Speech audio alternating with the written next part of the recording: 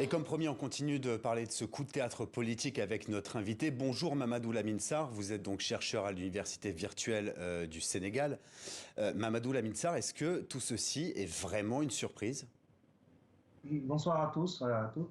Pas tout à fait, ce n'est pas tellement une surprise parce que, comme vous l'avez souligné dans votre reportage, parmi les trois autres candidats de l'opposition, c'est certainement celui qui était attendu le plus, entre guillemets, pour rejoindre le camp présidentiel. Et cela s'explique également par deux éléments. La première chose, c'est un jeu de positionnement, bien évidemment, de monsieur Diop, de monsieur Pape Diop. Et c'est également lié à l'historique entre monsieur Pape Diop et bien évidemment le président Macky Sall, qui sont issus, comme vous le savez, du Parti démocratique sénégalais et qui sont d'anciens protégés de l'ancien président Abdoulaye Wade. Donc tout ceci fait que ce n'est pas tellement une surprise ni pour les Sénégalais, ni pour la grande majorité des analystes de la vie politique sénégalaise. On peut avoir l'impression que ce ralliement fausse quelque part le verdict des urnes, qu'il y a une forme de combine politique presque. Comment est-ce que c'est perçu concrètement dans le pays? Oui, tout à fait. C'est-à-dire que les gens considèrent que les Sénégalais ont voté pour, par exemple, le parti de Pape Diop, Convergence démocratique, Bokk Gis Gis, parce qu'il était dans l'opposition et donc il a gagné son siège en tant que parti d'opposition. Et donc ce ralliement fausse évidemment les cartes parce qu'il pouvait faire ce positionnement-là avant les législatives, chose qu'il n'a pas faite. Il a attendu donc les résultats, étudier, analyser les différentes opportunités qui s'offrent à lui, politiquement et personnellement, je pense. Et donc, effectivement, tout ceci fausse effectivement le jeu démocratique. Les gens qui ont voté pour Pape Diop, certainement, il y aura des déçus. Et tout ceci, malheureusement, est une des grandes caractéristiques depuis les élections, depuis l'alternance 2000. Une des grandes caractéristiques de la politique sénégalaise, c'est le changement de camp, la transhumance politique. Et malheureusement, ça se poursuit.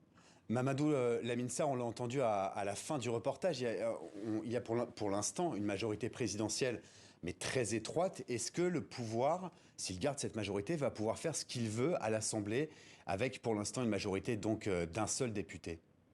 Difficilement, difficilement. Lors de la dernière législature, le parti présidentiel, la coalition présidentielle, 125 députés sur les 165, donc avait une grande marge pour pouvoir voter des lois, en tout cas mener le gouvernement. Là, avec une ou deux voix de plus que l'opposition, en tout cas si on prend l'intercoalition Yewwi et Wallu, les choses ne sont pas aussi ancrées, ne sont pas aussi solides que cela. Et donc tout l'enjeu de la prochaine législature sera de voir comment les gens vont se comporter, comment les coalitions vont s'opposer sur les grands dossiers économiques et sociaux du Sénégal. Et cela indique également, parce que peut-être que les vagues de transhumance ne sont pas terminées, la vie politique sénégalaise est ainsi faite, qu'on peut avoir des surprises d'ici là sur d'autres ralliements, on ne sait jamais. Et donc tout cela participe à cette, disons, vie démocratique, certes saine, mais qui pose quand même problème sur des problèmes moraux, des problèmes éthiques pour pour certains Sénégalais en tout cas. Quelles conséquences est-ce que tout ceci peut avoir pour 2024? Et d'ailleurs, qui doit être perçu comme gagnant de cette élection, Macky Sall ou bien l'opposition? Des législatives, vous voulez dire, ou des prochaines Des présidentielles? législatives. Et des conséquences que ça peut avoir sur la présidentielle. La coalition pardon, évidemment, la coalition présidentielle a quand même une déception, pour ne pas dire plus, par rapport à cette législative-là. L'opposition est sortie quand même revigorée par ces résultats-là. 80 députés, si vous historique pour un parti d'opposition au Sénégal. Et donc, c'est un positionnement également pour les grands ténors de l'opposition. On peut penser notamment à Ousmane Sonko. Et comme on répète ici au Sénégal, c'est une base de travail assez solide pour l'opposition présidentielle de 2024. Et je pense que Pape Diop, en se ralliant à Macky Sall, joue également cette carte. C'est-à-dire que quel est son positionnement dans la coalition prochaine? Parce que rien n'est dit que le président sera candidat.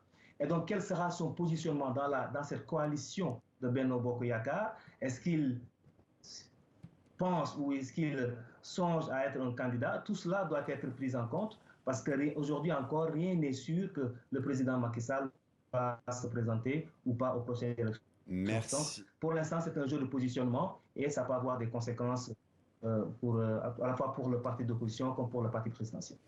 Merci Mamadou Lamine Sarr. Je rappelle que vous êtes chercheur à l'Université virtuelle du Sénégal. Merci beaucoup d'avoir été en direct avec nous et désolé pour les petits soucis techniques de liaison en fin de direct.